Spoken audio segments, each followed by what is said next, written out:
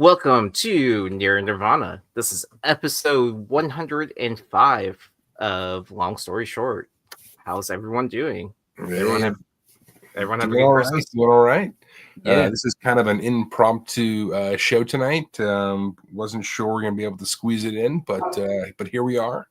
And we're going to do, this is going to be more of a year in review type show. So we probably talked about all of these books at one point during the year, or somebody was talking about these books at one point in the year. So we're just going to go through. It's not a best of list. It's not anything. It's just like, okay, here are some books that were making some waves during the year at one point or another, and we'll just reminisce. I guess we'll just leave it at that.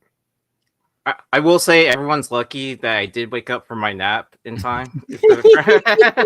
Yo, did you set the alarm? I didn't even set an alarm. I took a nap roulette. I'm off of work until January 2nd. So I was like, I'm going to play nap roulette. Like, I ate lunch. Like, it was really good. And I was like, I'm going to play some video games. No, I'm not. I'm going to take a nap. And then I passed out. Like, I passed out hard. And then I woke up and I was like, oh, I didn't schedule my stream or anything like that. And so, yeah.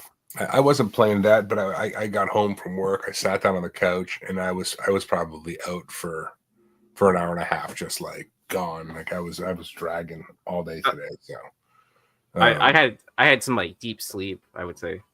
I had no alarm, living dangerously. Yeah, that's the point of nap roulette. Like, yep. Listen, when I take a nap, like right before this show or Hot Book Alert, right? I like if I wake up and the alarm doesn't go off, I'm just like, I know something's wrong because I know I didn't beat that fucking alarm. I know it. And sure enough, like the alarm will be going off, but no sound is coming out, or it's just some fluky thing happens.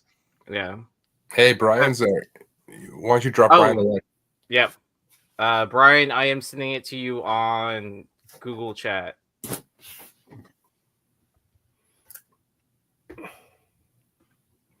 see. And then did everyone have a good Christmas? Do anything crazy? Nah, man, it was pretty chill. I was just home with the family and had to work today, but yeah, man, it was nice. It was nice and chill. How about you guys? Pretty chill.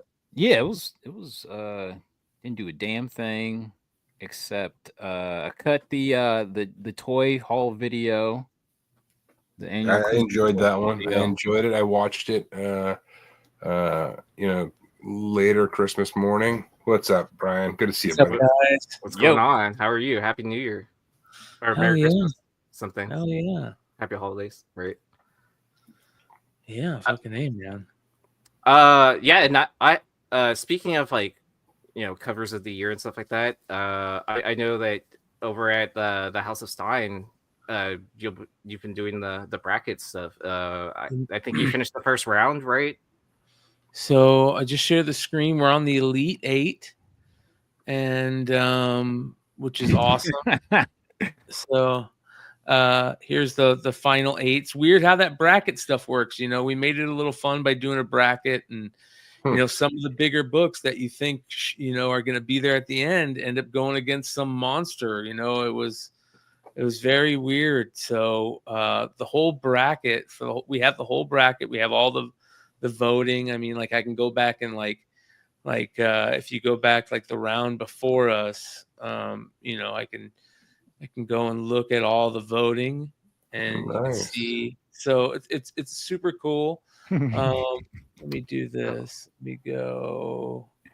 Let's go. Wait, actually, I think I can if I go to my channel. So, but I do have a cover of the year. So if anybody wants to vote on this, I'll give it to Yee, and maybe you guys can put it in the Nearing Nerdvana community post. But here I have all the links to the Elite 8. So I'll put it in the private chat here, Yee, and if you want to share it. But we're gonna basically be talking.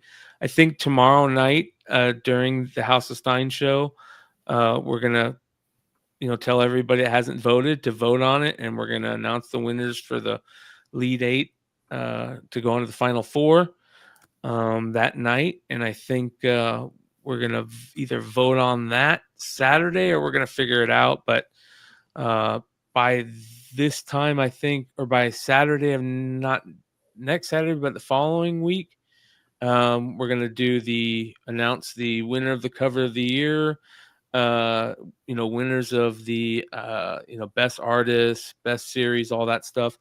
I would love to have do like some type of end of the year extravaganza with all the shows, and get we can all dual stream and all that fun stuff, and maybe have people jump in and out, kind of like the old Flipside days when we used to do the end of the year fun stuff where it was like a long 6-hour event or something. We don't have to make it long, but yeah. But sounds like a blast. It'd be fun to just talk about all the things that happened throughout the year, the things that we thought were the best and the craziest, and what we see coming next year and that type of stuff. And it'd be fun. So we'll see how that plays out. But if anybody wants to go and vote on that, go vote on it. It's out there, guys. Make sure you go out there and voting. If you're not, use your voice. Yeah. And then I will add this to the description too as well for the show. So hell yeah, brother. Hell yeah. It's not lost on anybody that all those covers was all hoes on it. Except for one, except for that Daredevil. Except for that JTC. But you're 100% right, Carter. You're 100% right. We love the female form. I don't know. Even females love the female form. The female form is beautiful. We can't, everybody. It goes back to the golden age, man. It's not just a modern-ish thing, man. It goes all the way back to the golden age. It was the same story back then. So 100%. It's just human nature. Hey, real quick, Lord Catman, thank you so much for the super chat, bro. Hope you're doing well. Thanks for joining us tonight, man. Much appreciated. What's up? Merry Christmas, buddy. All right. Let's go ahead and get the show started. Yeah, so before Brian hops on, this is not a top cover of the year. This is not anything. This is just sort of a year in review, just some books that either we talked about or made some waves. Some of the books that Brian just showed for his finalist lists are on here, but we're just going to talk about different comic books that had an impact over the course of the year. Some small, some big, and just more, just a little reminiscing for 2024 now that it's nearly in the books. Yeah, we wanted to make sure to show all the collusion. That's what we invited Brian on. To make sure that hey, these are all going to show up on the almost 10 or the hot 10 list itself. So yeah. Hey, so Cosmic One, you want to hear my artist of the year? He's on here, and probably a less obvious choice, but we will get into that. He's on the artist of the year that that hit the most for me, and he's been around for a while. But we'll get into all that. So, all right. I wish Joe was on because I put this first book on here for him. All right, so this is Wizard 217. This is the J. Scott Campbell variant. We talked about this book on the very first episode of 2024, and Joe recently just posted that he finally got his hands on this. This thing is ridiculously elusive for whatever reason. This was towards the tail end of Wizard's existence, so really towards the very back end. And if you'll recall, they were doing 3 covers at the time for all of their magazines, and I believe they were all equally distributed. It wasn't as though the stores could pick one versus the other. If they got 12 copies, they probably got 4 of each or something like that. But this is a Buffy cover by Campbell, and it's shockingly hard to find this book for whatever reason. We covered this at the beginning of the year. So I went back, and this is on the first episode of the year in January, whatever it was, that first week in January. Wow, doesn't feel that long ago, but he just posted on IG. I think it was just this week that he finally got his hands on one of them. Well, because I remember the week of that show, or the day of that show that he found the link, bought it, like while we were live on the show or whatever. Did it not And- come in or something? Because No, But- they canceled it on him. They canceled it on him. Is Oh, exactly okay. what. Okay, so maybe it was on a different channel. Okay, so were we on Beyond Wednesdays when he found it? Yeah, that was when he first saw it. From like a market report, right, or something? Yeah, we were talking about it from a market report, and no, it wasn't a market report. It was somebody posted it on IG, and I saw it, and I told them, I was like, dude, you got to see this. And during the show, Leg found him a link, sent him a link. Yeah, because it was from overseas too. It was like from Europe or something England, like yeah, that. Or was UK. it Canada? UK. One of the two. It was one of the two.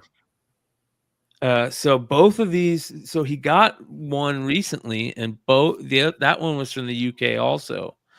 So it was very interesting that he could only find them in the UK. Yeah. Yeah, I don't know. I mean, I don't know if they were printed. Maybe in the UK they're only getting the cover A. They weren't getting all three versions. It was just synchronous or whatever you want to call it. Just crazy dumb luck that the only time that they pop up on eBay, he's got to pay extra shipping for them. Probably more for the shipping from that country than the actual cost of the magazine. Right. Yeah. All right. So this book was really hot earlier in the year, and haven't seen people talk about it that much. I remember Stein thought highly of this book when it was on the Hot 10. It may have been number 1. It was definitely towards the top end of the list, probably in the April timeframe. I want to say. I know this is March, so yeah, it must have been in March. So early on in the year, Lobos had a big year in the community. I remember this one hit pretty hard, and yeah, it was going for over $200.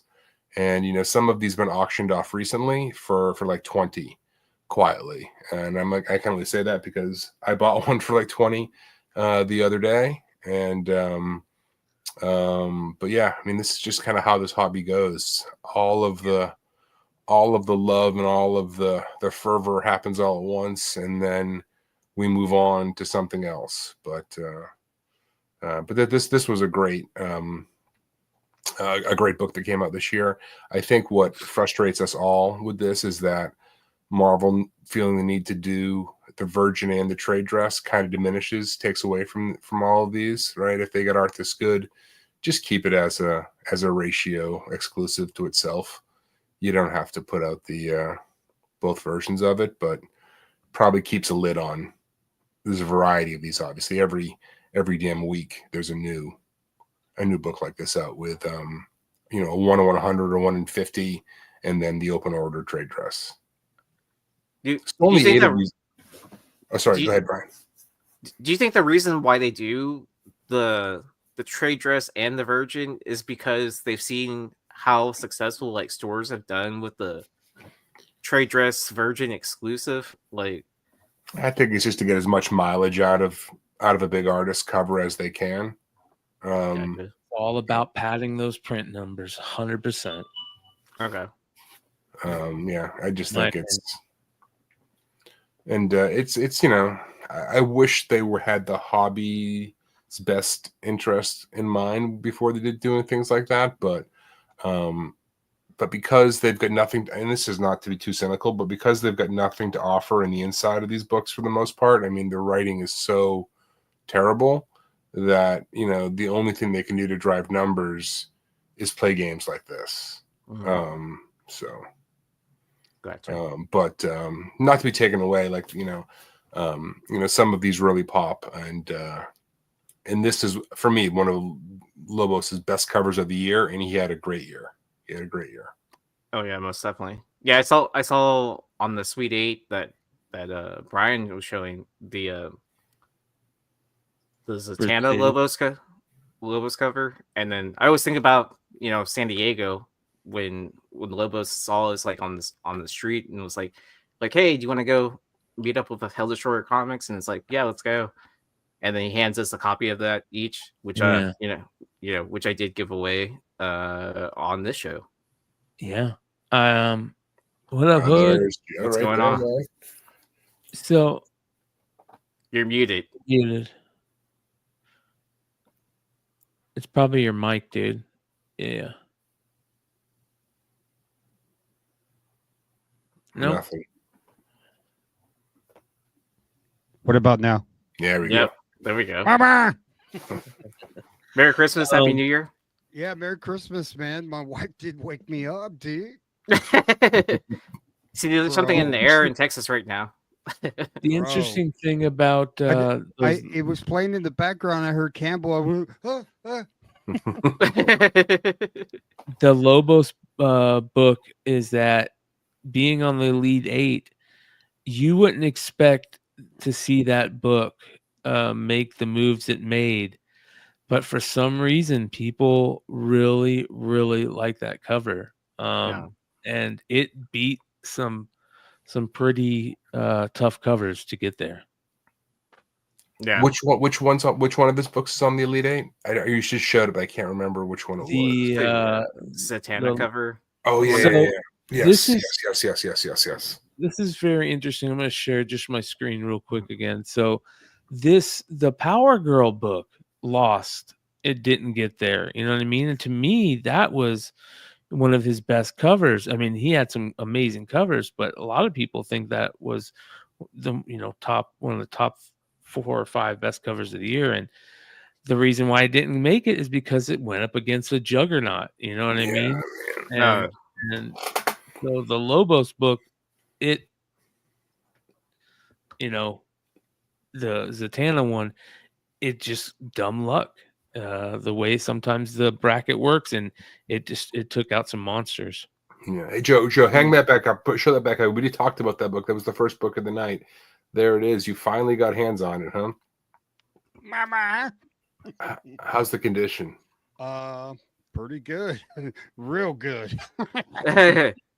So, correct us if so the first one you found online, right, was polybagged. I kind of remember that. Yeah. And then the person Lake had sent it to me, and the guy was probably watching the show or something, man. And he canceled the order, right? Yeah. Fucking. Yeah. I was pissed. It's been years of me hunting this book, bro, and they don't pop up at all. And I got lucky that this one popped up, and man, I fucking bought it on the spot. I think it was like $30 shipping. I didn't give a shit. I never see him. I look for wizards all the time, but all right. So this is probably Artgerm's biggest book of the year. We're gonna talk about trends here that the industry doesn't necessarily love, but there's one on eBay right now. What? This is a 1 in 25. What, the Campbell? The Campbell? How much? Buy another one. So this is a 1 in 25 second print. I think by most people's opinion, this is the winner relative to the original. The colors on this one, pop a little bit better. This book is still selling pretty well. Although there haven't been a ton of recent sales. Most recent I could find was $150 back in September. High was $250 in the same time frame. Only 8 of these on the census, 6 and 9.8. But this book definitely hit well when it came out earlier this year. Would you guys agree that this one looks better than the I think, was it a 1 in 100 or a 1 in 50? Yeah. The original one. 1 in 100. The blue and yellow just really pops much better behind her than whatever the other red and whatever it was. These 1 in 25 second prints, it's kind of a weird gimmick, but I do think that these may be collectible down the road. I mean, as long as Marvel didn't play games with sort of overprinting them, which we obviously don't know, but if they do map close to what the orders were, that these might be the books that are tougher to get hands on 2 and 3 years down the road from now. you may have a harder time finding these, and maybe they retain some value. So this is a retail incentive and not a store exclusive. Correct. You got it. Okay. It's got a store exclusive vibe to it. Yeah, I mean, Artgerm. Yeah. I mean, he's overworked. His poses start to all look the same a little bit, but this one is unique enough where it doesn't feel so repetitive. Here's the original, the 1/100. But I mean, Artgerm's been doing a lot of his own like store exclusives, anyways, too, as well. Yeah, he does a ton of his own stuff. Hey, that guy that listed it, Igor, he blocked me. So it's I tried to buy it. It's that same guy that canceled the sale. He's motherfuckers from Canada, dude. Did he raise it? The price of it? I clicked on it and it says the seller is not accepting any offers from you. Even I'll buy it now. I guess it's probably some things I might have said. Ooh, will someone purchase it? Well, whoever purchases that's watching the show, there's 43 of you live right now, so I'm expecting it's one of So y'all. we can figure it out. Yeah. So we're tracing your IP right now as we speak. So let us know, if they end up probably canceling your won't order. get it. Yeah. Leave us a comment for next week's episode or the week after. So, all right. Lord Tamlin's saying that these Artgerm type variants are out every week and they're getting kind of stale. I do agree that Artgerm needs some new inspiration. That said, this one I think stands on its own. I think it's unique enough where this will be wanted, down the road, but we'll see. There's like 8 other mini Artgerms like out there now. So yes, all from his own school. Yeah, which are all doing like, great stuff on their own. So, I mean, I guess in association with the school, but yeah. Her abs have abs. Yeah, man, I would not mess with her, man. She is ripped. Gonna fuck someone up. Yep. All right. In the same vein, J. Scott Campbell, second print, 1/25. This book's going in that 65 to 70 raw range currently, which is respectable. I think this one is the clear winner versus the yellow. I think a lot of people feel that way, but just the sword against the blue background looks a lot cooler than the yellow version that came out, which was a 1/100 and an open order. But who doesn't love magic? Yeah. This is that was on the list for sure. One of the winners of the year for me. I think this one really, really pops well. I think I did end up, even though I have 2 of the 1/100 first prints, I think I did end up with a second print at some point in time. I think it's in a pile of Gemini Millers I haven't opened yet, but yeah. All right, let's keep going. Man, this book was on fire when it first came out. Also, right, all of these books have some controversy around them, right? So this is Jim Lee, but this is not new art, right? This is reused Jim Lee art. So whatever Marvel does, they can't win. They're gonna upset some people one way or the other. But regardless, this is a stunning Savage Land Rogue variant. We saw 99 go for this last month for $275, which is a respectable price, which is also controversial because CGC is comfortable giving out as many 99s as they feel like these days. Whereas a 98 just sold for $75. So you can kind of see that the 99 is becoming the new 98. Yep. 168 of these on the census, 146 and 9.8. But yeah, this is a good looking book. I know some people say her neck is too long in it. I don't know. I think that's a little nitpicky. Bro. Classic. I turn back into a teenager when I see this shit, bro. Mama. Yeah. Well, was this art from a trading card originally? Where was this art from originally? Probably from his house, dude. I think it was a trading card. It wasn't. Yeah. It might have been a trading card. Yeah. Could have been an interior. I think it was interior art. What are you talking about? It was interior art, wasn't it? Wow. Of the Savage Land book, if I remember. Yeah, interior page, yeah. Of that issue. Wow. Yep. Oh man, that right. hairspray in the 80s was something different back then. Man.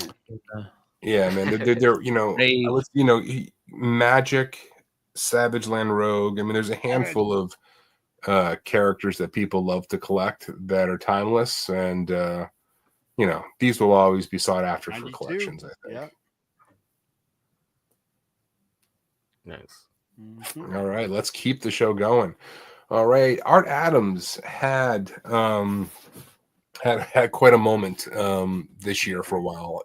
If you recall, it feels like a lifetime ago, but every time he dropped one of these covers at one point in the year, they were all popping. Every single one of these. This Jackpot and Black Cat series was awful. I mean, awful if you tried reading it. But that said, it existed solely to sell cool covers. And to that extent, it worked, I suppose. A raw sold for this recently, just this month, for $36. They were going for about 60 when they first came out, 22 in the census, but it feels like all of this style Art Adams book, as hot as they were, have all kind of cooled off. Yeah. He had that other Black Cat that had come out. I don't know if that was in 2023 or not. Do you remember that one? I have a copy of it here. He had another one in 2020. Do I have it? That was really. Oh, here we go. This one. I don't remember if this was this year or if this was. Was that? Might have been last year. Was that 20? It might have been 2023. That one popped as well, but yeah. And then I feel like he stopped. Right. I don't recall. There's been many more of these that have come out within the last few months or so. What was that one with the blue background? Flight, Alpha Flight. Oh, Alpha Flight. Yeah. Was that last year? Oh, God, man, that's a good question. That was right at the end of 2023 or the beginning of 2024. Okay. That was a very tough book. Yeah, because I remember. To me, I think that was the last book I remember really popping. Well, that one popped hard, but yeah, but he had the X-23 that did quite well. That hit pretty hard. He had a number of them over the course, and a few right in a row that just continued to take off. Oh, his Godzilla book was quite good. Was quite good. Yeah, the black and white one. All right. Dave Stevens, we forget, right? The Dave Stevens phenomenon was in 2024. Finally, one of the greatest artists in the game, rest in peace, started to get the respect that he deserved, at least in reflection of the prices of his books. For a lot of people, me included, Planet Comics is right up there at the top of the list of some of his greatest work. The high this year, if you recall, back in April, was almost $3,000 on this book. $2,888, which was staggering. It was followed by a few sales just below that in the 2000 range. Most recently, this book has dropped down to $786. Still respectable from where it came from, but nowhere near where it was when Dave Stevens was all anybody could talk about. But one of my all-time favorite covers. 662 of these on the census, only 115 9.8s, and this book will always have a spot in most people's collections, I think.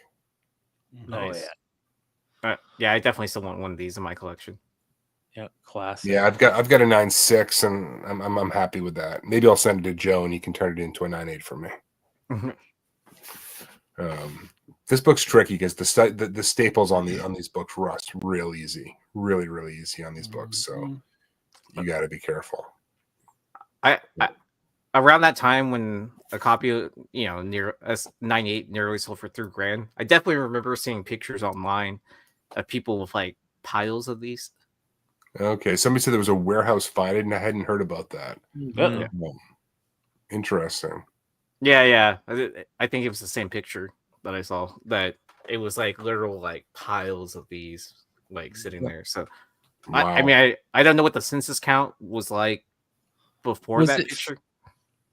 Is this the one that's the rare one that doesn't have the? Did you just say that? No. There's like the 3D comics, the Space Vixens one that's much more rare than this, but has the second print. You're talking about the second print one, right? I don't know. If it's second print or what? No, I'm thinking of the Seduction of the Innocent book, where they have that second print where it's not 3D.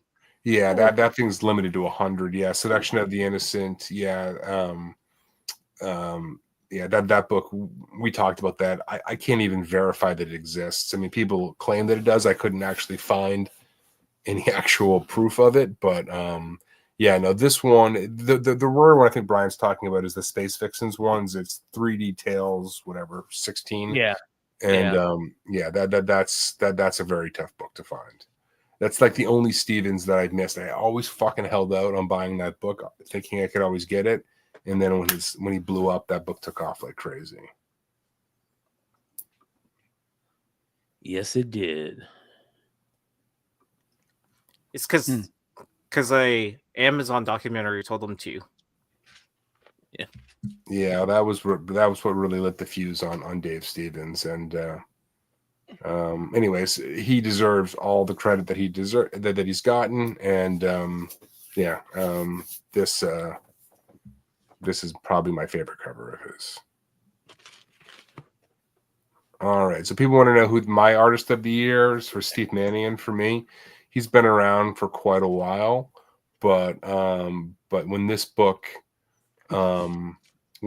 popped, it really opened people's eyes to sort of how talented he is. So this was classic Popeye number 30. This is a 1 in 10 variant, a raw, and there's only been like 4 raw sales of this book recorded, at least like in cover price. But a raw 420 back in May. 12 of these on the census, 9 and 9.8. But this book is a certified ghost. But this definitely raised the profile of Mannion. And we had talked about his stuff many times on the show before. There were some heat on him sort of on after this had popped. And while he's not putting out the volume of work as some of these other guys, for an artist who sort of got his due a little bit in 2020, this is who I'd put on the list for my artist of the year. What's up, Remo? Good to see you, buddy. Be right back. So this is for me one of my new must finds. But you can't find this thing anywhere, man. Like you can't find his right arm. I think Big Leg had a few of these a while back. Leg was the first guy talking about these Popeyes, like way back in the day. He was the first one that I had heard ever mention anything. So Yeah, Olive Oil is she's definitely causing a ruckus on the cover of this one. See, there was a seller selling these on Whatnot last year, and it Oh, wasn't man. me. I always hear about these Whatnot sales. Whenever I go on, it's just there's nothing to be found, and so I'm always missing out on these good ones. But all these rare books that and if from you've ever random sellers. seen these Popeye books, right? They're not even a glossy cover. It's just almost like a newsprint on the cover of these. So like these IDWs, like nobody was ordering enough to get the ratios on these, I think. Yeah. I mean, you hardly see them anywhere, and there's a few that hit, but this was definitely the big one, in my opinion. Oh, I wonder if it was Josh that was selling these on Whatnot. You think Josh was selling these? I know Josh had a few at one point in time. Wow. Yeah. But Well, but knowing him, he probably graded it and sold it on eBay. Would be my guess, knowing him. All right. It was also the year of obscure Skottie Young books. It's kind of amazing the number of artists who popped this year, who had been around the industry for a very long time, but just like some of their shit hit new levels. You know what I mean? When this book came out at the beginning of the year, I've been looking for this thing forever. But this is Monster Club number 2 from 2002. Skottie, this is just an open order cover B. Autumn Press from 2003. The raw of this went for $200. But there are countless examples over the course of the year of Skottie Young books that just went absolutely freaking nuts. This Guardians of the Galaxy 1 in 25 sold for over 300. I mean, there were just countless, and it was as JC Comics stuff will say, the non-baby youngs. It was a lot of the stuff that was just sort of not in that baby style that was doing the best.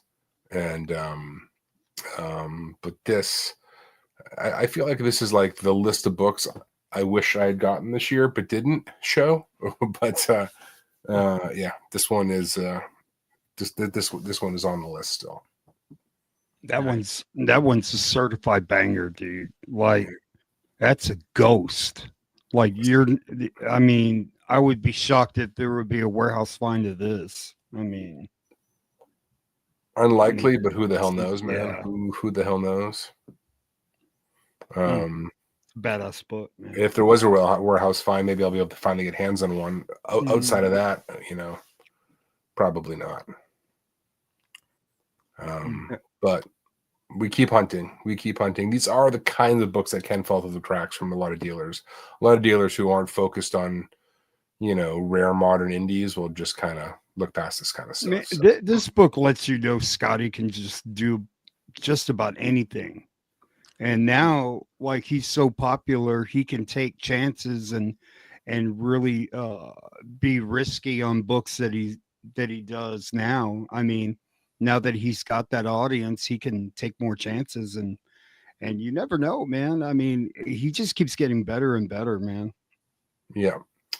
I agree. And some of his older stuff is just, I mean, what was the Brick City Bunch? Like that book? Something like that. Yeah. That thing went for almost Human Torch $2,000, books. over $2,000. That book? Oh, yeah. I mean, he's got a number of really obscure books, and what's the up, shit that Dave? makes the hobby fun, man. I gotta be honest.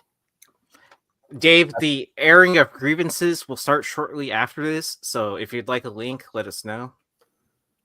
Happy Festivus, Dave. Festivus. We're gonna let you know how we feel in a little bit at the end. But, all right. But this also doesn't look like a typical Skottie Young cover at all. Like if I was just like digging through back issue bins, you know, without this panel, I probably wouldn't have known that this was a Skottie Young book. It kind of looks like Palmiotti and like that pro vibe.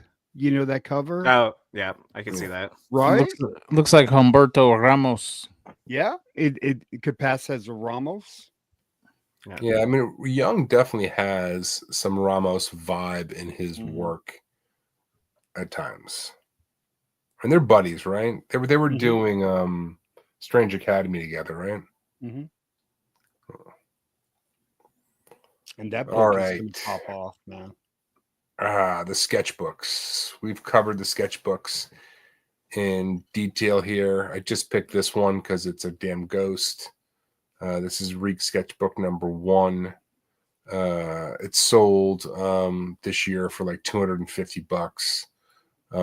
Can't be found anywhere, but you know, continue to always buy them when I find cool sketchbooks. You have this one, Igor? Congrats, man. That's a great book to have. Yeah, man, I'll never get tired of cool collectible artist sketchbooks. I think they're only going to grow in demand as the years go on. We'll see though. Oh, he doesn't. Or you don't. Oh man, I was jealous there for a minute. Oh, he's got the Jim Lee cover. Oh, okay. The Savage Rogueland. All right. So you know, this book was you know, this book was all the rage for a little while. So these sold out very quickly on Campbell's store when they first came out. I think it was like 15 minutes. These were all gone, something like that. We covered these when Swagglehouse was on the show, you know, back in July, August, something like that. But yeah, this one was hot out of the gate. He's obviously homaging ASM 601, and a 10.0 sold for $800 this year. Wow. 9/8s are going for about 120.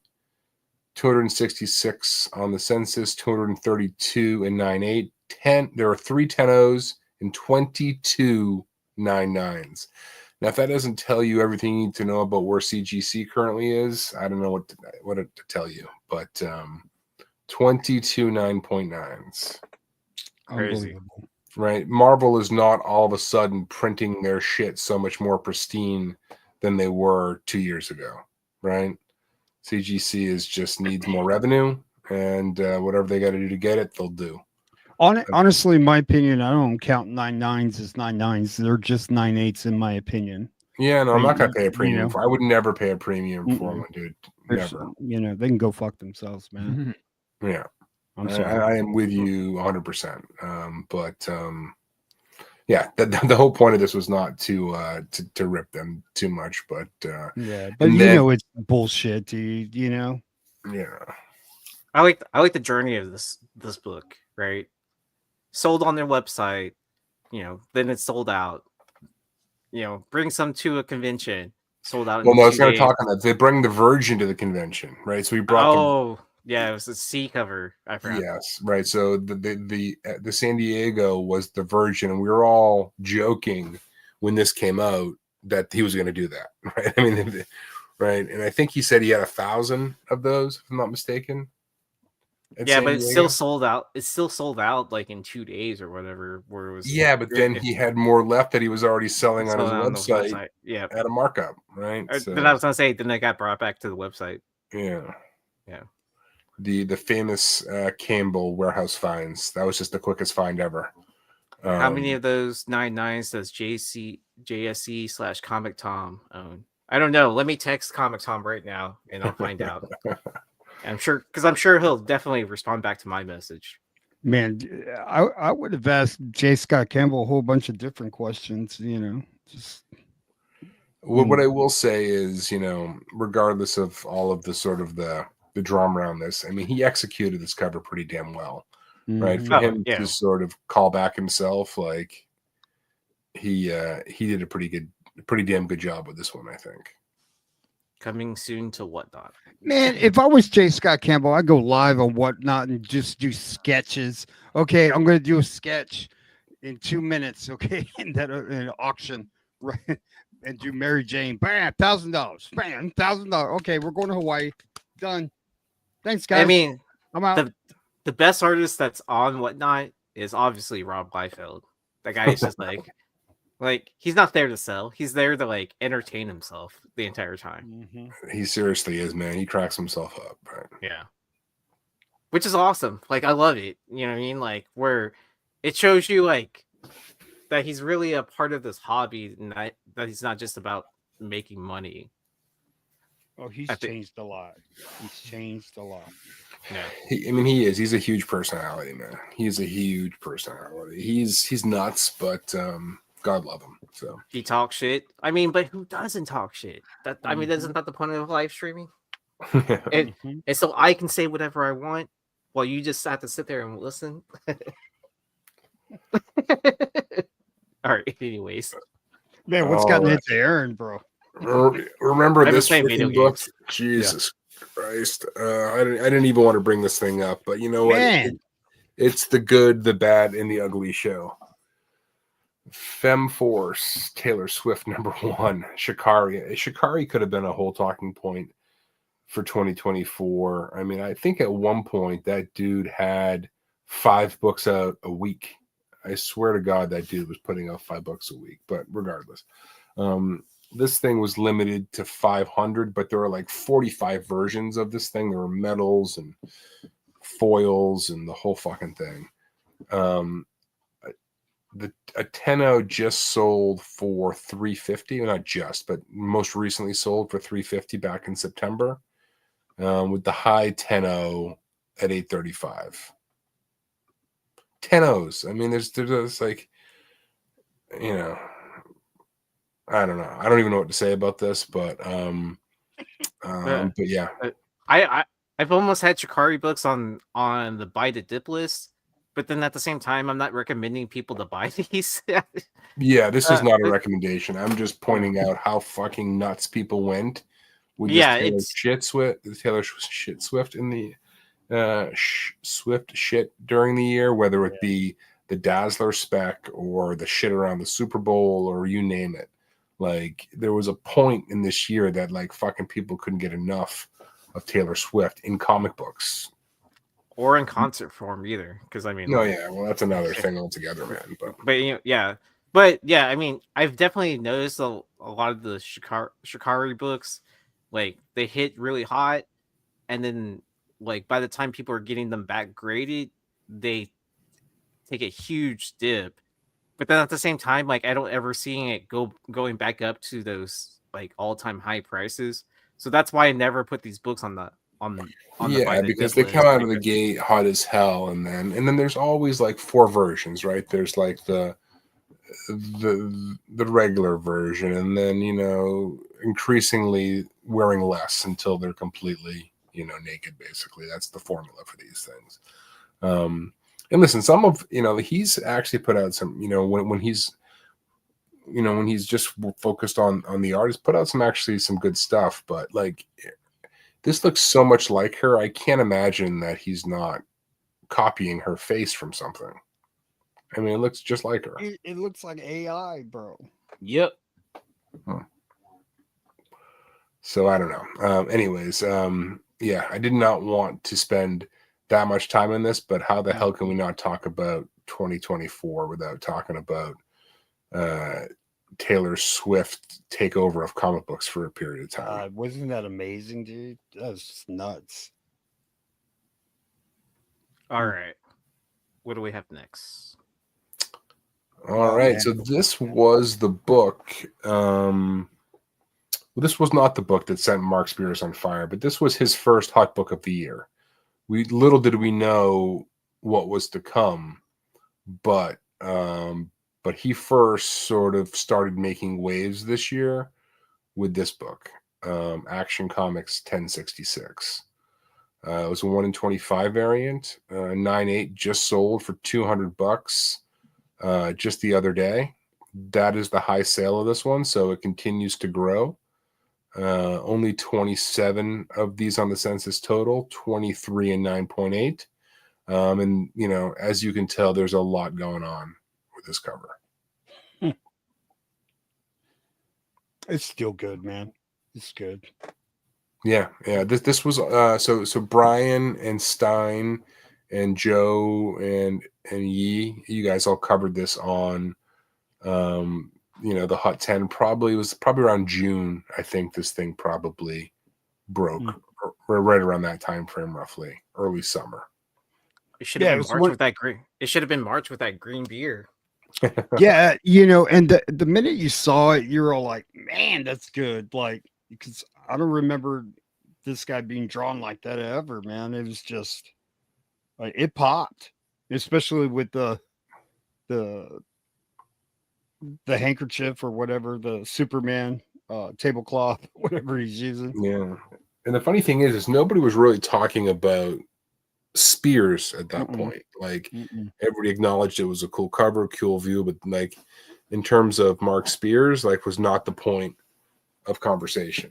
Little did we know, give it a few months and what he did to the hobby. But this was the first ripple, if you will, for this year. That's my new best friend too. Now, if we go forward just one book, you know, I think this Kickstarter is going to be one for the ages, right? So, and I think honestly, any of those books from that first Kickstarter run will probably be collectible for a long time. But there are 5 of these on the census. They're all signature series, if I'm not mistaken. And I said limited to 64. I'd asked him about another Kickstarter book, and he told me it was 64. And I think that was like the base amount that was ordered for the different issues. So I assume that's rough, the rough number for this one as well. But you know, the Keen Spot version of this is elusive enough. You know, they say that there's about 2,000 of those. But I think you know, these Kickstarters down the road, if Mark Spears continues to sort of maintain his heat, and he can't stay as hot as he has been forever, it's just burning too damn hot in my opinion. But these books will come back around and probably fetch some crazy prices in the years down the road. What do you think he's thinking at the house, man? You know, I told him to buy this book. I told him. I don't know, man. You know him better than me. I just think he doesn't seem to be too spiteful. He's just like, you know what, man? Nah, he's one of us, bro. He's a fan. He loves comics. So. He just needs to remember that jet fuel doesn't burn steel beams. So. But if you look at his library on yeah. Yeah. Are we red pilling on long story short? Yeah, no. But like if you look at his he draws sports, man. Like, and I was like he had a bird and magic, and so that just tells you like he could go into another place, you know. And I just think like he can do a lot, you know. You're just seeing a couple of like genres that he can do. Like he can draw, man. So hold on, I'm dropping. Somebody said that I'm just going to drop this in the private. If somebody wants to pull it up, there's one on eBay, so we'll keep an eye on. We'll see where this thing goes. Aaron, I put it in the chat if you. Yeah, let's see. All right, place the bid here. I'm going to put 300. Outbid me somebody. Here we go. All right, we got Brian back too as well. Brian, is this your listing on eBay? No, this isn't mine, but I do have a... It's funny you bring this up. I put I did put a Kickstarter book on eBay, and I put a Monsters box of cards on eBay. Man, that's a Kickstarter one too. Yeah, we'll have to see where this thing goes. I think the last one. You remember when Carter was like $600 or $700? Were we tracking one of these? Or was Yeah, that we the whole were. set? That was the whole set actually. That went for like, I forget. I think the last one of these might have gone for $600 or $700. Dude, so Mark sent me a box of Series 2 trading cards that is like a hobby box, not an actual blaster box. Mm-hmm. And did you get one of those, Hood? I got No, 2 blasters. no, not the blasters. So it was a hobby box of distressed cards. It had 20 packs in it, and it was a special box that he did for his last his Series 2 cards Kickstarter. And he said that he had 20 available, but only like 6 people backed it. So I don't know if they only made like 6 boxes, but he said he was only going to make a certain amount. And I couldn't find it anywhere on eBay anywhere. So I just put it up there for $1,000, and I'm like, we'll see what happens. Why not? You might be You know? surprised, man. Yeah. Somebody made us snag it. Yeah. But this is the book that that really sent the market screaming. I mean, it was the Keen Spot one, but this is the OG, and I just think that this book will be highly sought after years to come. All of those original Kickstarter books will be. So I haven't sold any of mine yet. I got. Are you gonna grade them all? I don't know, man. I don't know. Because there's like what 100 something books, or is it 50 something? Oh, dude, there's a lot. So there was 8. There was 8 regular covers. This is one of them. And then there was homage variants. There was like 4 homage variants for each. And then there was like foil variants. There's probably 50 books, I would say. I love Yeah, this. because I did see dude. that there was like a foil version of this that just sold not that long ago. Yeah, those are so rare. There's some that he didn't even make, man. He didn't even make. I thought he told me when I was talking to him of sort of the cover A's. I think he said 64 is what he told me that were ordered.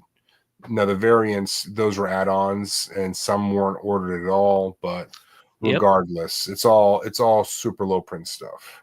Some of them are one-of-ones. He said only one person ordered a couple, so he just printed one. Some are as low as 3 copies of those Kickstarter foils. I think you can literally go back while you guys are doing talking about this, or the next one. I'll go take a look at the original Kickstarter and see if I can see which ones. But yeah, some of them are so limited, and he even said, some people are sitting on one-of-ones, they don't even know it.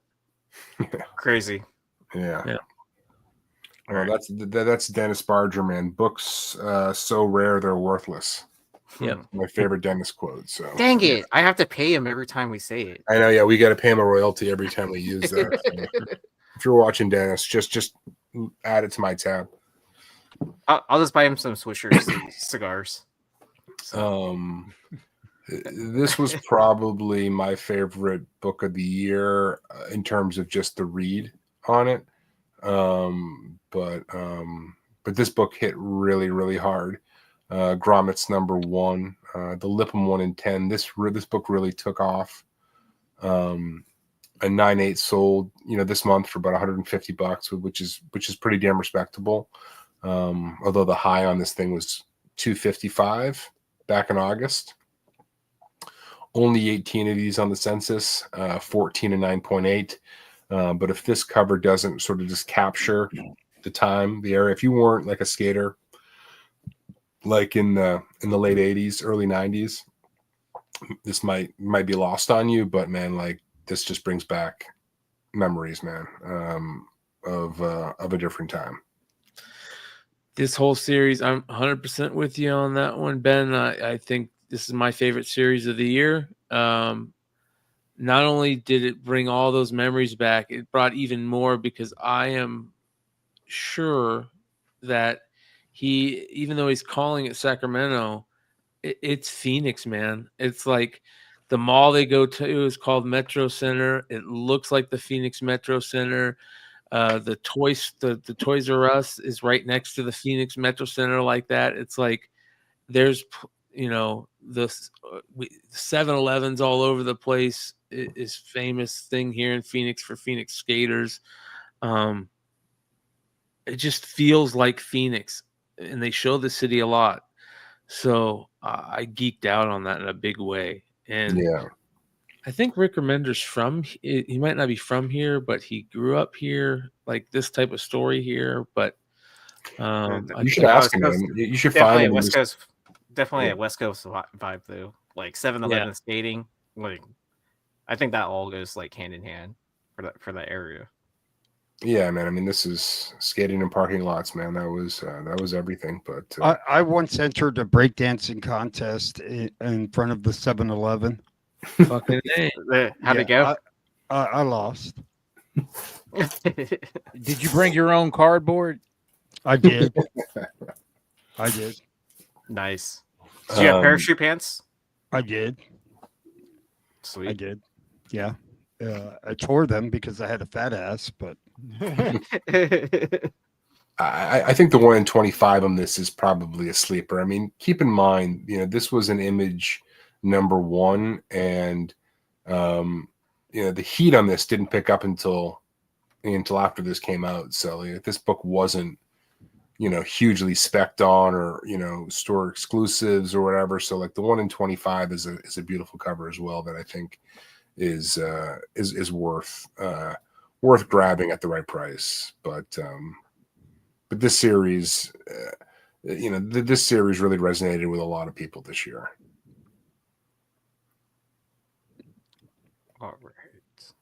All right. This one was definitely on the Elite 8 of Brian's and Stein's best cover of the year. This is Artgerm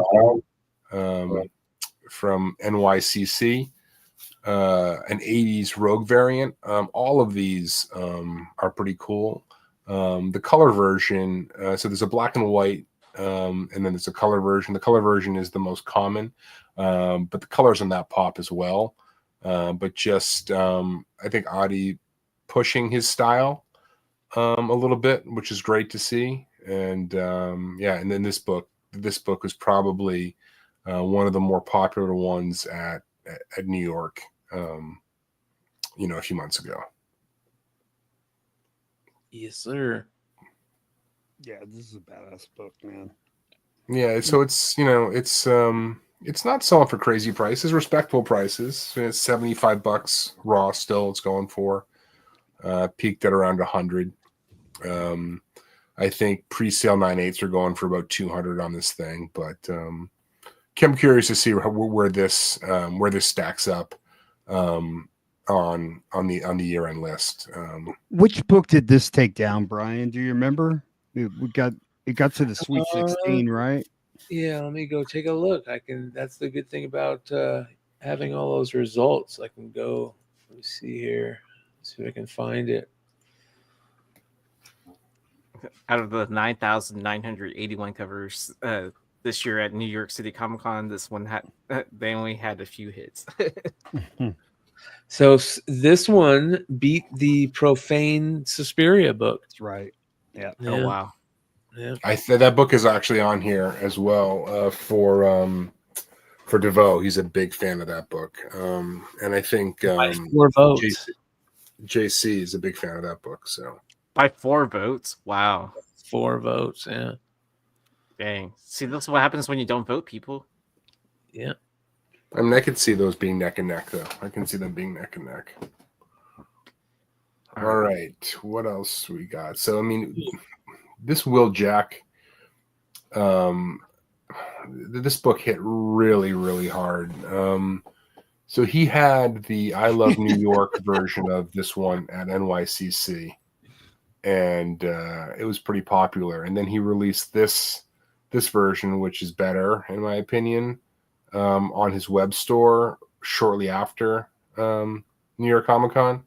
Limited 200. It sold out in about 15 seconds. So a super fast sellout on this. There were metal. There was a metal version of this, but just the regular one is going for $234. Was the most recent sale on this thing, and there's not that many people aren't letting these things go. I mean, this book was highly sought after. I didn't get it. I missed it on the store, but Leg had an extra one, and he sold me one at cost. So, Sean, thank you, man. I still owe you. He hooked me up with one, but yeah, these things disappeared. This is probably Wojack's best cover. It's good. I like his Power Girl. That's my favorite Wojack cover. Yeah, that was a good one. But this is a good one, yeah. But is this Vampirella or Vampirilla's daughter? This is Vampirella. I'm just I believe. I don't know. I mean, I like the I Love New York one better just because it's cooler to me to see Vampirella with that rather than the Phoenix symbol or whatever that is.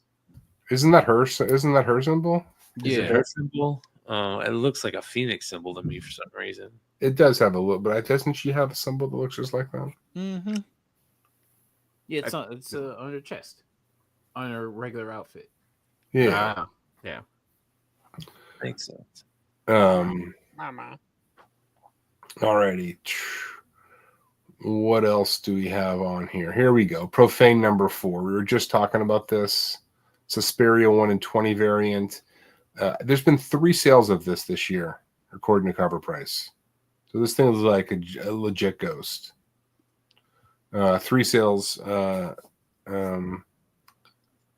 I think I probably figured that. I think it was just a raw sale for 100. I don't think that was a 9/8 sale. I think I meant to say last raw sale was $100. But this book is nowhere to be found. I want to say that somebody we know owns the original art to this. No shit. Oh, nice.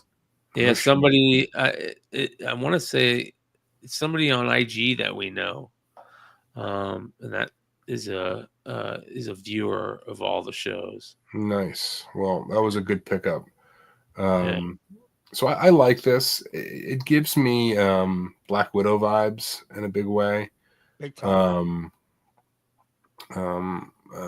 It's for me. It's not cover of the year, but it's a very, very beautiful cover. I got nothing bad to say about it, and it's gonna be hugely collectible because it's just a rare book, right? There weren't many people ordering 20 copies of the cover A of Profane number 4. Somebody put the Suspiria has stage 2 breast cancer, and that's horrible, man. If Is that's that true, true? man, Yeah, I hope just that's put not that true. on. I pray that's not true, man. That sucks. Bless her heart, man. If that's true, that's terrible. Well, get ready for an inbox full from JC Comic Stuff, long short. So this is his pick of the year. No, I know. I saw his post. That's why I was giving him a shout out before it came out. I know. He just posted it a little while ago. So listen, I can't argue with it. I'm saying for me, it wouldn't have been by it, but like I said, I've got nothing bad to say about it. No. I feel. Did JC? Was it you that picked up the original art for this? That'd be amazing. I thought it was for a second there. Yeah, who posted that she had stage 2 cancer? Let me see. I hope that's not. Mike Syke. Suspiria is fighting stage 2 breast cancer. FYI. Oh man. Well, our prayers go out to her. Yep. Yeah. I really thought this version of Psylocke number 1 by Warren Louw was was really well done. So this is one of his web store exclusives. He did an exclusive for like 616, I think, or KRS, or maybe both of them. That was a version of this, but the sword was not illuminated, and her hands weren't illuminated, and the reflections weren't illuminated, so it didn't pop nearly as well as this one. But I think he really killed it with this version of it. The lighting on that sword and how it illuminates her is just perfect. But yeah, this was on his web store and it sold out. That's really good. That's excellent. I like all the details that he puts inside the blade of the sword too. Yeah. Because I think he shows his work on like some sort of social media or whatever, where he's doing all those like the crazy details for those. Yeah, like he shows how detailed he makes that stuff. Hold on, I've got both of these, but so here's the original that doesn't have the illumination. You can see I'm getting a terrible reflection here, but you can see it's just missing something compared to the other one. There's nothing wrong with it, but the one that was limited to 500 from his web store it pops. And this is also somewhat controversial because it does piss a lot of people off. People go out and buy the original one, and then he comes out and drops a cooler version of it a month later or a few weeks later, and people feel a little bit burnt. So I know that these guys are just trying to provide for themselves, but I can understand why it frustrates some people. I think that the creators and the artists that know the collecting community and that cater to it in a way that you can tell they know the collecting community do so much better. You know what I mean? Like people like Skottie Young, JTC, J. Scott Campbell, that some of the stuff they're doing is just totally for the collecting community that want that. Yeah. Shit. I don't think these guys are doing it from a place of malice. Like, I don't think they're thinking about it that way. It's just, I don't think they appreciate the kinds of things that the community appreciates, right? I mean, this stepping. I remember that first Carla Cohen Perillo mystery box I got. None of the books were bagged and boarded, like they were just all put in a box. And this is coming from Perillo and Carla Cohen. And it's exactly what you're talking about, Ben. They just don't understand it. They don't know. They don't get that part of it. Yeah. The collectability of it, being first, to a book and then putting out another version of it to dilute that, like all of that stuff, frustrates people. And there's a right way to do it. I don't want to say there's a wrong way to do it, but there's just a better way to do it. And I think those artists who are more in tune to that, they resonate better with people like us, right? I mean, Mark Spears clearly is tuned into the hobby, right? I mean, everything that he's doing is not to dilute the stuff that he's putting out. So you've got to give him credit for that. Now, I do worry that the volume of his work is insane at the moment, to the point where, you may get burnt out in the community. It's just hard for people to absorb that amount of volume, but at least he's managing it in the right way. Anyways, yeah, this, regardless, I mean, this was a home run, I think, from Warren Louw this year. And yeah, this is out and in people's hands. So do you think that artists that get hot like Spears, like podcasts and stuff like that, they get, I'm tired of seeing this guy. This guy sucks. This guy, because that's typically what happens, man. A bunch of haters. I think out you get there. burnt out with anybody who gets hot. Yeah. I mean, it's inevitable. Like, as popular as Spears is, I think there's going to be an oversaturation that just happens at some point, which is, listen, look at Skottie Young, how over how annoyed people with Skottie Young for the longest time with all of his baby covers, and nobody Mm-hmm. wanted them. And then people stopped ordering them, and then now some of those things are super ghosts. So there are cycles to these things. I do think that Spears is not going to be immune to it, that he's probably going to oversaturate the market at some point, and people just won't want it for a period of time. That's not to say that he's not good or not great and won't come back for it, but there's only so much you can inundate, I think, the community with before they've sort of they can't eat any more of it in the near term, right? That's not right. It's something like where he needs to start planning what his next style is going to look like and stuff like that. I mean, I'm not saying he needs to drastically change or anything like that, but something else that's going to, sustain his career, right? I'm No, he just needs thinking, like, to- you've been in the game for over 20 years, and finally he's like gotten to where he wants, and it's only been a year of this. Like, these other artists have had years and years, So Yeah, like when he's Garrett gonna says make slow hay. down, he just got there, Yeah, he hasn't even been a year. I mean, this guy's been coming Yeah. on strong in like 3 months, right? It's been like 3 months, and he's everywhere. And to his credit, he's earned it. He's resonating with the community. I just think there's always a saturation point in the near term that people do shake that off, but anybody burning as hot as he is right now, and he's burning as hot as anybody I've ever seen in the hobby over this short of a period of time, there'll probably be a cooling off period. That's all. I'm not saying I'll just say, if Comic Tom would have pumped Mark Spears the way he did Peach Momoko, because I remember watching Comic Tom is peach every fucking day. And yeah, her but he had an books exclusive deal with her, went didn't to he? the I mean, stratosphere, bro. I'm pretty sure he had an exclusive deal with her for a Oh while. yeah, but What like do you he was mean, peach like, he was every doing goddamn exclusive day. variants.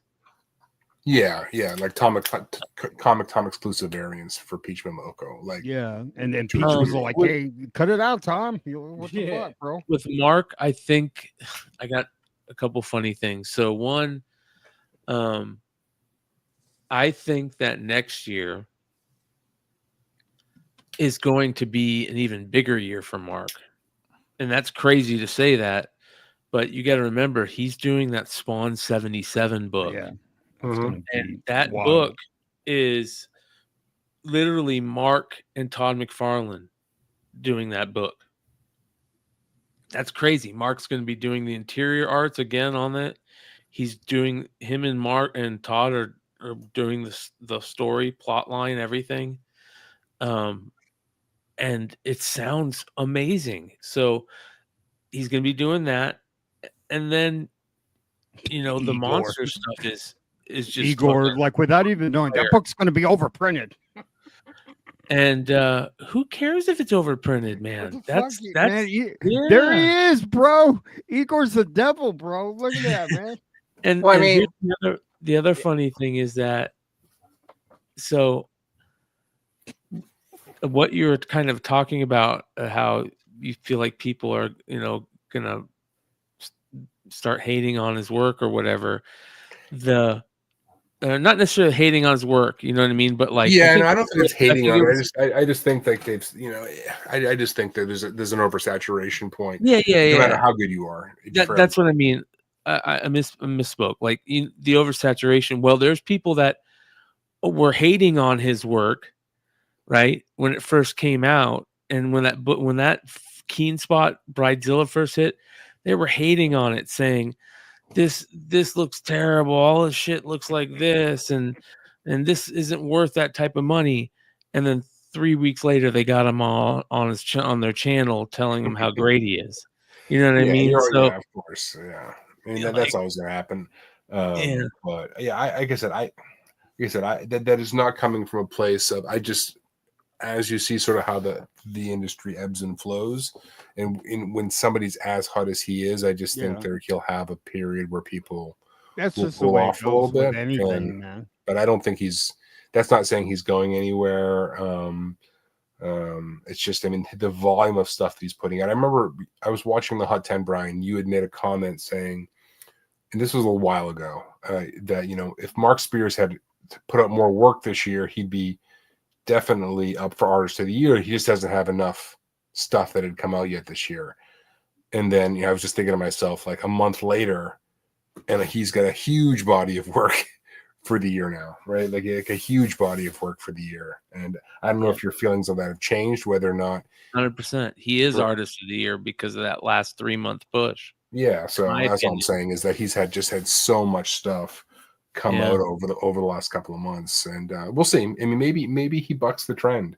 Maybe he bucks the trend in that, you know, he doesn't slow down. And all the power to him if he doesn't, man. I hope he keeps chugging along. He seems like a good dude. So come on, Derek. Jesus Christ. He goes, you know, Spears made it when he was featured on Renovision. Vision, you mean? Yeah. All right. So Udon has put out some web store exclusives that have absolutely taken off this year. Rob, if you're in the chat, brother, I know you're a big fan of this one. So this is Street Fighter Masters Game Gals #1, Occasion Man swimsuit variant. This was limited to $250. A Raw recently sold for, this was limited 250 copies. A Raw sold for $250 back in September. The buy-in on these are $50 on their store, and they regularly put out these ones that are limited to 250, and they're just gone. Like the Street Fighter fans are rabid, and this one was gone very, very quickly. We had talked about the Ickpot one that came out and sold out in like a minute not long ago, and that thing is also selling for big prices on the secondary market. It's not in anybody's hands yet, but keep your eye open for these web store exclusives from Udon. They are in demand. They are in demand.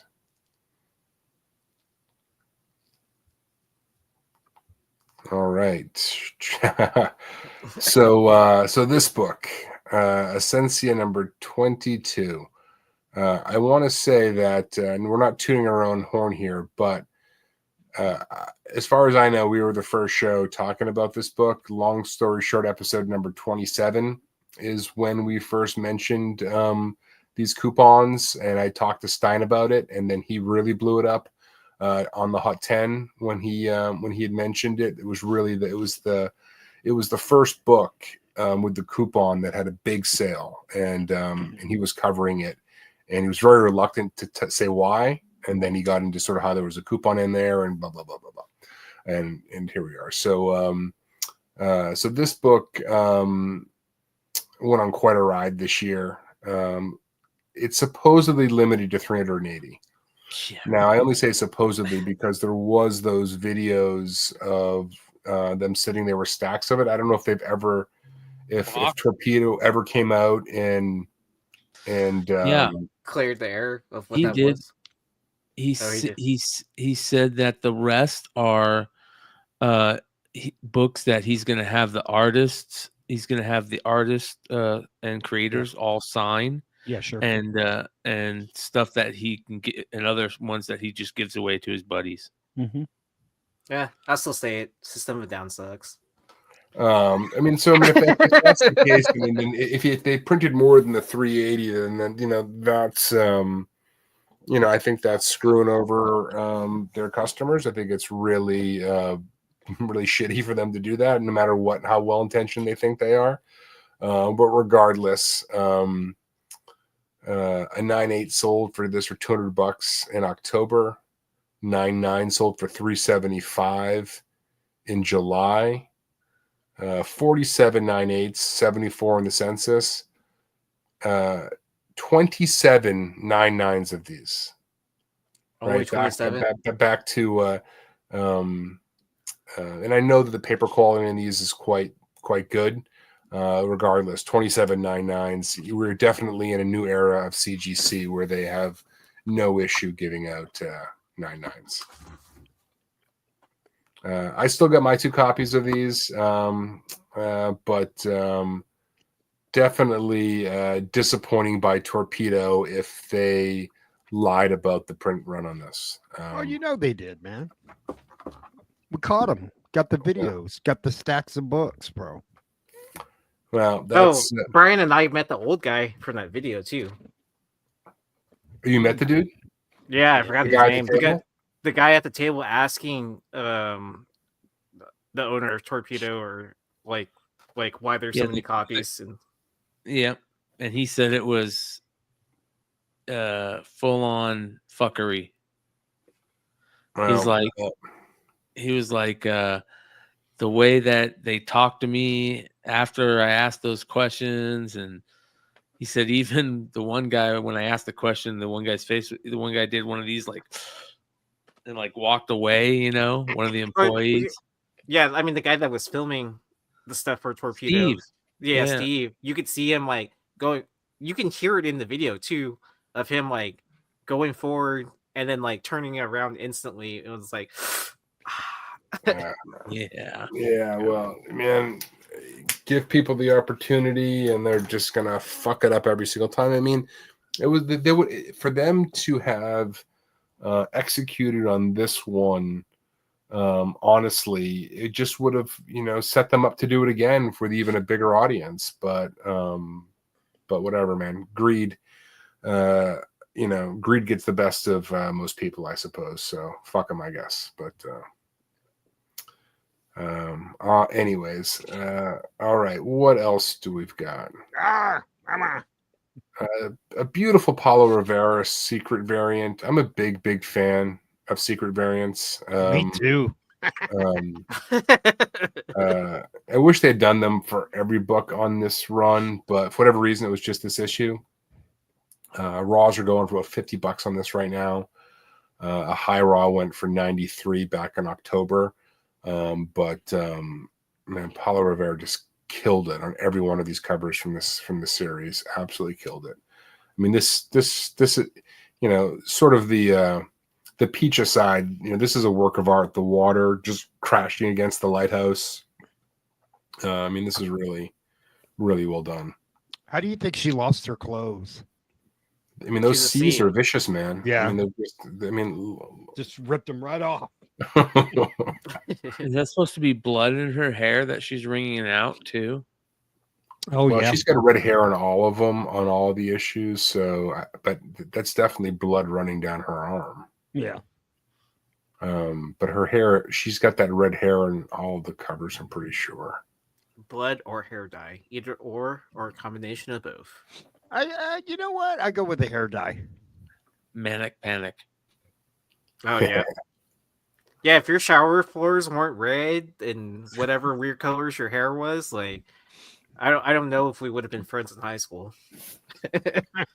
I from my senior year high school, when they took the picture where you all stand together, I didn't realize it, and I freaking had a mohawk, and I dyed it red with manic panic, and by the time that photo was there, it was pink. So I had this huge fucking pink mohawk. Nice. Yeah. Very nice. That's awesome, dude.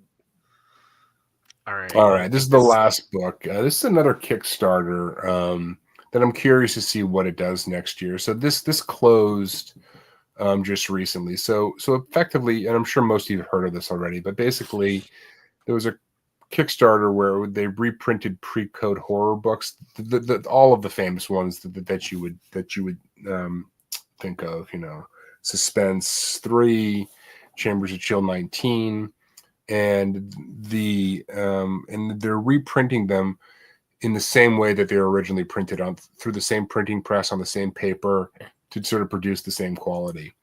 And this was a very, very popular Kickstarter. Now, the books that I think might surprise people next year, and I'm just guessing, I don't know, but just talking to people, Aaron, Leg, a few others, they did this fluorescent ink versions of these that really pop in an interesting way. Now, if you look at this Kickstarter, overwhelmingly the books that people bought were just sort of the original reprints.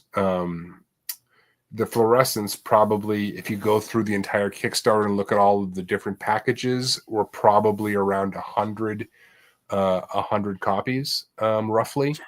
And so I'm just wondering, how these do next year, because these fluorescent covers, if you look at them, they really just come to life on these old comics without making them look cheesy, or at least from what you can tell from the pictures. So I don't know if it's going to look that way in hand, but this is just something that I'm curious to see how it plays out in 2025. The Kickstarter's closed, but we'll see. We'll see how these look when it's all said and done. But I think they're different enough. Now, I will say they did foils of these that look like shit. Like, nobody ordered those either, but I don't think there's going to be any interest in these. These fluorescents just use fluorescent ink on the traditional paper. So, they may be different enough where, there's some demand in the secondary market, but we will see. Time will tell. But I'm excited to get these and see what they look like when they're all said and done. This is a zoomed in version. It's not a very high quality picture, but they didn't put out super high resolution pictures of the fluorescents on the Kickstarter campaign. I can't wait to see it in hand. And then I'm also debating like how many if I'm gonna grade that whole set of the fluorescent, since it's yeah. And then here's to add a little bit more flavor to it. I definitely am gonna grade with PSA comics, like when they open that up next year. So I'm interested to see how that does. But I don't know if I would go as far as sending like Kickstarter comics and stuff like that to something like that, just because I don't know. I don't know what the market's gonna treat PSA like, right? Yeah, no, I think PSA is probably going to do okay, but I would imagine they're first going to do well with like just the mainstream stuff, like ASM 300 and that kind of stuff. Like, I mean, from when we were having discussions with Dennis on the way to San Diego, I think he was right that with stuff like Spawn 1, Spider-Man 1, like things that people grew up with in the 90s are going to pop really big. So yeah. But anyways, I think that's all we've got for tonight. So hey, listen, thank you for tuning in. Big thank you to Brian McClay for joining us. Brian, we love you, man. Thank you so much for joining. Yeah, man, we will I don't know, this will be the last show of the year, because next Thursday will be 2025, and I think we'll have a show. I expect to have a show if everybody's around, so we'll know as we get a little bit closer. But anybody who tuned in at any point to any one of the shows this year, thank you so much. We do this for you guys, and yeah, we appreciate all the support. All right. So I don't know everyone's schedule for the rest of the channels, but make sure you're liked and subscribed to this YouTube channel. Like today we started early, so make sure those notification bells are on so you don't miss any time someone's putting great content on this channel. But on Saturdays, we'll have Saturday morning toy box. Monday is cover lovers. Tuesday is comic book women. Wednesday is This Week in Geek, and you're back with us here on Thursdays. And big shout out to our sponsors over at Cover Price. So make sure you're using the code Nerdvana14 for 30-day unlimited membership for only 99 cents. And then you can also use the code Nerdvana for a 10% discount at Bird City Comics website. They are opening a brick and mortar store, so make sure you are subscribed up to their text line so you don't miss all their exclusive drops. Also make sure you're following them on Instagram so you can get all the latest updates, or whatever social media that you use. And are we doing Hot 10 tomorrow, Brian? As far as I know, I think so. Make sure you guys go vote on the Elite 8 list in the community tab in the description of this show. We're going to be What's the doing votes that. look like, man? They look pretty interesting. Do you guys want to run through them real quick? I can run through them real quick. Show you guys so far what the votes look like for the Elite 8. Here, there's only 4 pages, so here you go. So far, Mark Spears Monsters is winning over the Sonia Matis Fairy Tales book. Man, nobody's voting, dude. Only 47 votes on this one so far. Next, we have Harley Quinn Souza Micah versus John Tyler Christopher. Harley Quinn's winning that one by 3 votes. Neck and neck, though, on that one. Yeah. Next, we have Panosian versus the Artgerm Rogue. And Panosian's winning by 2 on that one. And then finally, we have the Cedric Pouliot versus the Lobos, and the Pouliots winning that one pretty handily so far. So Wow, yeah. All right. yeah. And we put the link to vote in the chat here. Yeah. So what I'll do is I'll give the link to this post right here. It has. Oh yeah, is that the same link you put in the private chat earlier? Yeah, there you go. It's back in there. Okay. So if you want to post that, that has all 4 voting links. So here are the voting links, and yeah, we'll that's for the Elite 8. And if you're watching on the rewind, I have added this to the description, so you can just click on the description. It should be after this first small paragraph on this show. So yeah. So if you can't pull up the live chat for whatever reason, you can see it in the description. Hell yeah. Cool. And then when's the next hot book alert / don't you have a gift unwrapping? Or Sunday. Okay, so we already did the toy haul video yesterday, which was dope. Oh, thanks, man. Very dope, man. If you didn't check that out, go check Unreal. it out. Yeah, I need to watch it. So tons of sealed Transformers, just 80 stuff. That's what we do over here. And Sunday night is Hot Book Alert Live. Nice. And then Saturday, Modern Comic Mayhem, right? Saturday, Modern Comic Mayhem. I'm sure we're gonna be talking about the end of the year stuff. Like we're gonna have the voting list for not only the covers but the best series, best artists, and then hopefully the following Saturday we're gonna try and put something together. We'll try to get everybody come hang out with us. Jump in with us throughout the night and for a couple minutes if anybody's ever got time through all the different channels, and have that be our end of the year.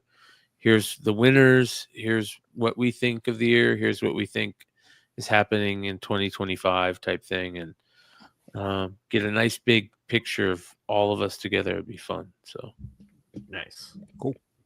All right. I think we'll call it here. This has definitely been one of our longer episodes, almost 2 hours. But yeah. Hope everyone has a great holiday. And make sure to catch us on all the other different channels for this great content. So yeah, Happy New Year, everybody. Yep. Later.